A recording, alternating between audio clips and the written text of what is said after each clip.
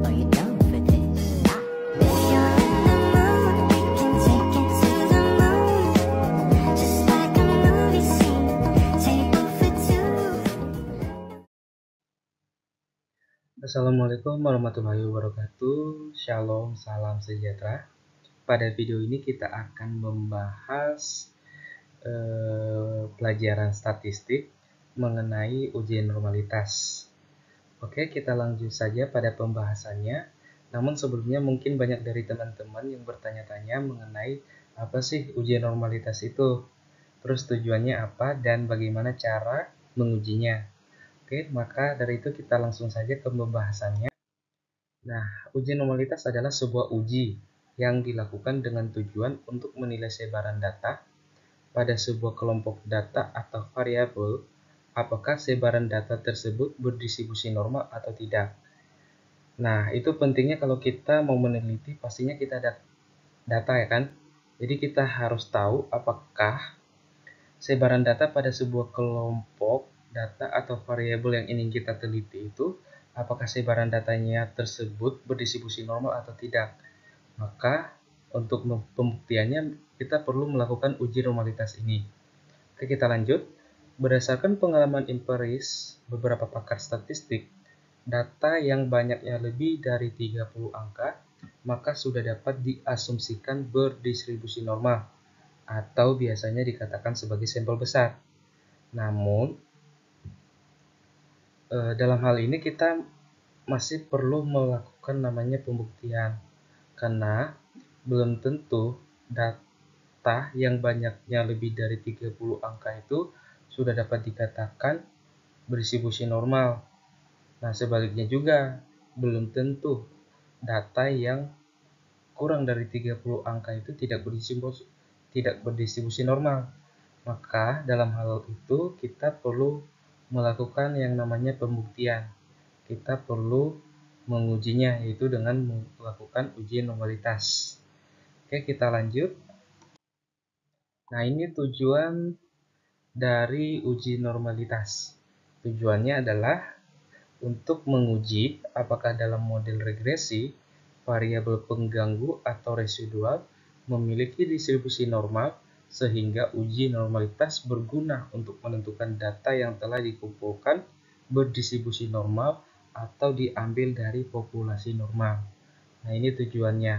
Jadi ya, uji normalitas ini sangat berguna banget. Berguna untuk menentukan data yang ingin kita teliti itu apakah sudah berdistribusi normal atau tidak, atau diambil dari populasi normal. Oke, kita lanjut. Nah, ini ada cara mendeteksi data berdistribusi normal atau tidak. Caranya terdiri dari dua cara, yaitu analisis grafik dan analisis statistika. Nah, di analisis statistika ini terbagi lima lagi, yaitu yang pertama chi-squared, yang kedua Kolmogorov-Smirnov, yang ketiga Lilienfors, yang keempat Shapiro-Wilk, dan yang kelima, yang terakhir Jarque-Berah. Oke, kita lanjut langsung saja ke penjelasan yang pertama, yaitu analisis grafik.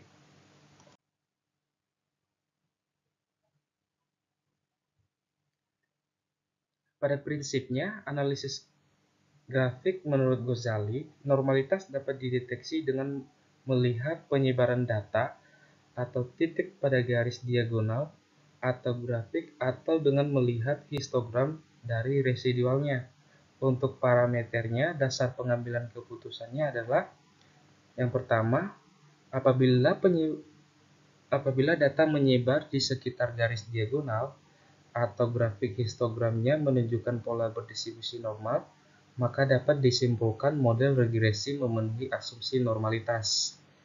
Nah, untuk parameter pengambilan keputusan yang kedua, sebaliknya, jika data menyebar jauh dari diagonal dan tidak mengikuti arah garis diagonal atau grafik histogramnya tidak menunjukkan pola distribusi normal, maka dapat disimpulkan model regresi tidak memenuhi asumsi normalitas.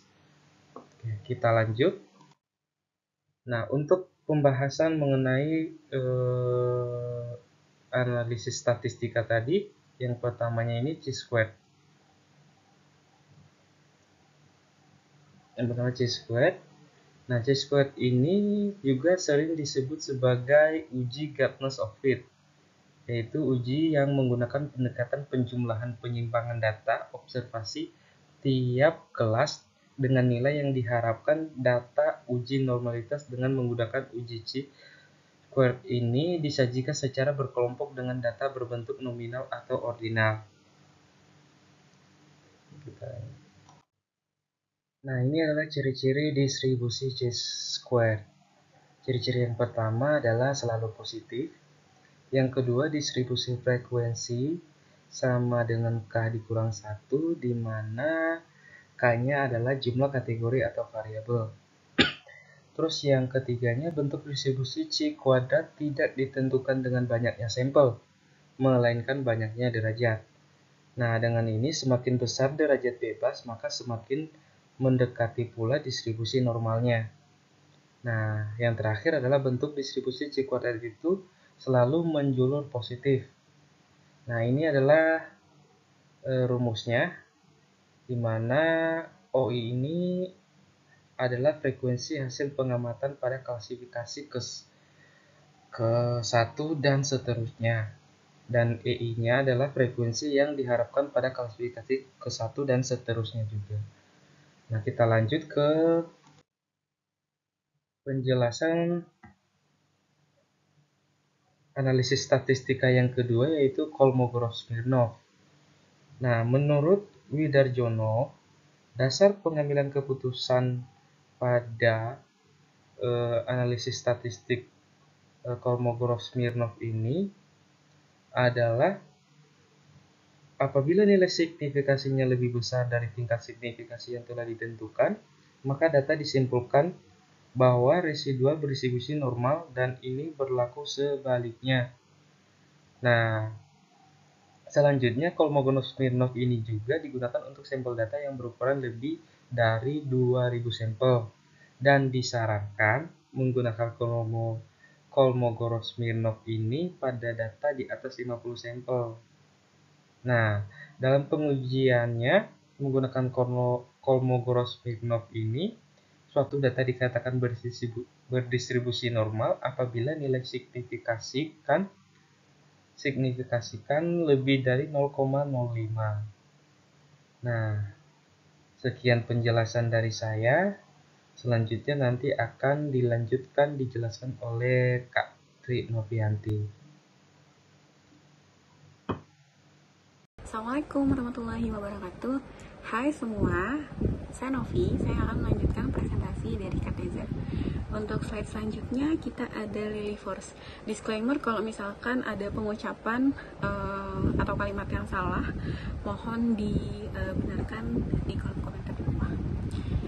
Untuk Lily Force sendiri adalah uji normalitas yang digunakan untuk mengetahui penyebaran dari distribusi data, apakah data penyebaran secara normal atau tidak. Uji normalitas dengan pendekatan Lily Force disebut uji pendekatan non-parametrik. Hal ini dilakukan jika kelompok sampel yang digunakan dalam sebuah penelitian diasumsikan ke dalam kelompok kecil. Untuk persyaratannya itu ada 3. Yang pertama adalah data harus berskala interval atau rasio kuantitatif. Yang kedua itu menggunakan data tunggal atau belum dikelompokkan pada tabel distribusi frekuensi. Yang terakhir itu dapat untuk N besar maupun N kecil. Slide selanjutnya kita ada Shapiro-Wilk. Untuk Shapiro-Wilk sendiri adalah metode uji normalitas yang digunakan efektif dan valid untuk sampel yang berjumlah kecil. Biasanya menggunakan data dasar yang belum diolah dalam tabel distribusi frekuensi. Datanya diurutkan kemudian dibagi dalam 2 kelompok untuk dikonversi dalam Shapiro-Wilk. persyaratannya itu juga ada 3. Yang pertama, data berskala interval atau rasio kuantitatif. Yang kedua, yaitu menggunakan data tunggal atau belum dikelompokkan pada tabel distribusi frekuensi. Lalu yang terakhir itu data bisa dari sampel acak atau menggunakan sampel acak. Jerkubera, oke.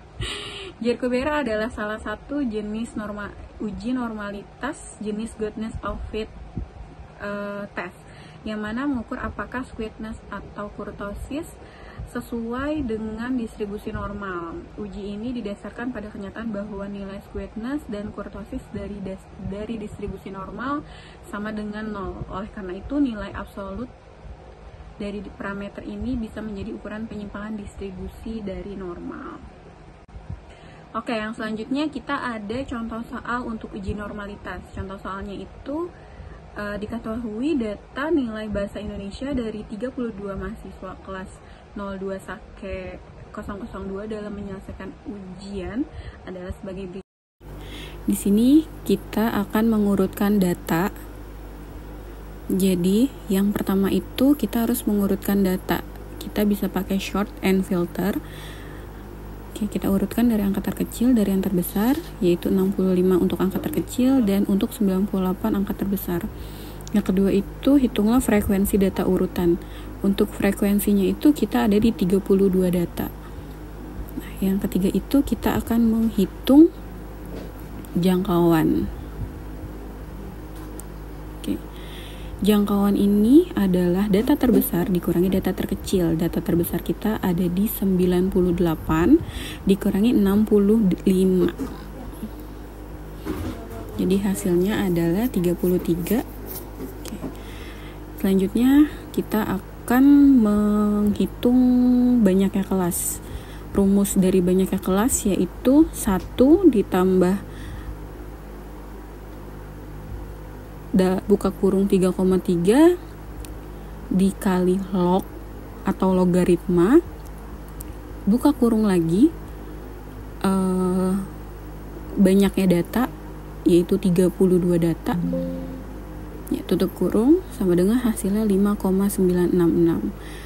Jika dibulatkan hasilnya maka 6. Untuk panjang kelas itu dari jangkauan dibagi dengan banyaknya kelas. Berarti 33 dibagi 6, hasilnya 5,5. Dan untuk panjang kelas juga dibulatkan, maka hasilnya adalah 6. Untuk di data itu kita ada 2 kolom. Untuk kolom pertama itu angka 60, dan di baris kedua itu angka 60 ditambah dengan angka di kolom pertama ditambah dengan panjang kelas, dan untuk di baris-baris selanjutnya seperti itu. Untuk kolom kedua sama seperti data pada kolom pertama, yaitu baris pertama ditambah dengan panjang kelas, begitupun selanjutnya. Untuk selanjutnya kita ada titik tengah. Kita akan menghitung titik tengah, yaitu data pada kolom pertama ditambah dengan data pada kolom kedua lalu dibagi 2. Begitupun selanjutnya yang ketiga kita ada frekuensi. Untuk frekuensi itu datanya adalah nilai 60 sama dengan 65. Berarti kita bisa dihitung nilai dari 60 sampai 65 itu kita ada berapa? Itu ada 3. Banyaknya ada 3. Terus 66 sampai 71 itu ada di 4. Dan dari 72 ke 77 itu ada 11. Untuk yang selanjutnya kita F1 dikali X1, yaitu frekuensi dikali titik tengah. Jadi kita bisa mengkalikan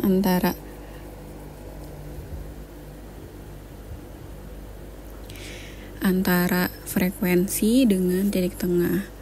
Untuk yang selanjutnya kita ada X1 kuadrat, yaitu titik tengah dikuadratkan atau dikali 2. Yang terakhir adalah F1 dikali X1 kuadrat. frekuensi dikali X1 kuadrat. Hasilnya adalah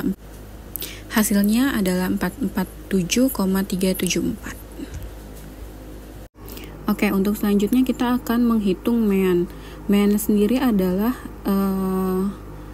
frekuensi total dari frekuensi dikali titik tengah, yaitu 375,2 dibagi dengan frekuensi atau dibagi dengan 32. Hasilnya adalah 117,25. Lalu kemudian kita akan menghitung standar deviasi.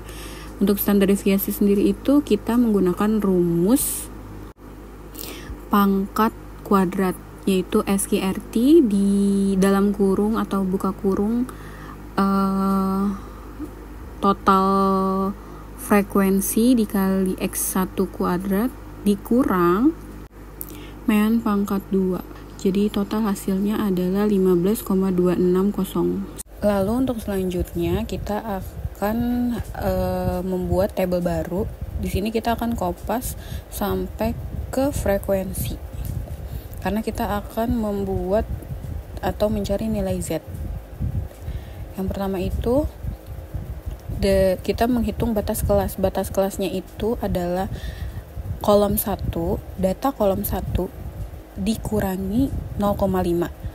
Untuk batas kelas yang kedua, data kolom 2 ditambah 0,5 dan seterusnya.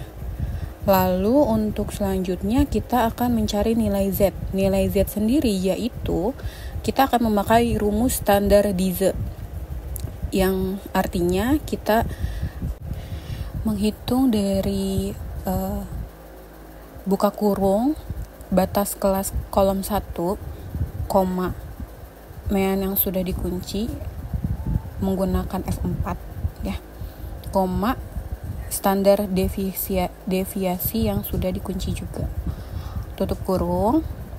Dan untuk kolom nilai Z kolom kedua juga sama, tapi menggunakan batas kelas di kolom kedua. Untuk Z table sendiri itu sudah ada, dan cara menghitungnya itu kita tinggal mengambil dua angka pertama dari nilai Z, yaitu di sini kan kita ada 3,7 ya, dan angka ketiganya itu 8, jadi kita ambil di angka 0,499. Begitupun untuk rumus untuk Z table yang kedua. Terus lalu untuk luas kelas frekuensi interval itu angka terbesar Z table dikurangin angka terkecilnya. Itu begitupun seterusnya. Lalu untuk frekuensi yang diharapkan itu luas kelas interval dikali dengan frekuensi, yaitu dikali dengan 32. Dan untuk rumus X1-nya, XI-nya itu adalah frekuensi dikurang frekuensi yang diharapkan pangkat 2 dibagi frekuensi yang diharapkan, maka hasilnya adalah Chi square ya, 1,765. Dan untuk X kuadrat tabelnya itu kita bisa mencarinya dari X table yang sudah ditentukan. Itu bisa ngelihat di Google ya. Untuk X table-nya sendiri itu kan kita biasanya menggunakan keseluruhan angka, yaitu 32 dikurang 2. Jadi kita menggunakan tabel ke 30 dengan nilai yang umum itu 0,05. Maka dari itu kita menggunakan nilai 43,377. Untuk hasil tes uji normalitas yang sudah saya jelaskan barusan, mungkin ada kesalahan atau penjelasan yang kurang, bisa tolong di kolom komentar.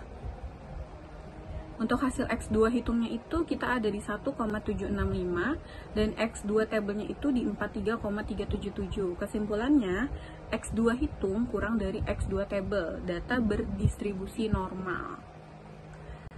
Oke. Yang terakhir adalah kesimpulan yang bisa kita ambil. Normalitas adalah metode statistik yang digunakan untuk mengetahui sebaran data dalam suatu sampel atau variabel. Ini membantu dalam menentukan apakah data normal atau tidak. Dalam model regresi, distribusi normal ditentukan oleh variabel residu yang berdistribusi normal.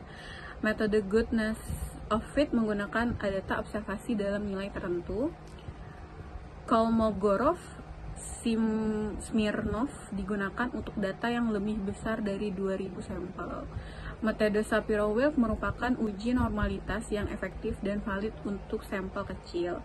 Uji Jarkio merupakan uji goodness of fit yang mengukur squareness dan kurtosis sampel berdasarkan distribusi normal. Oke.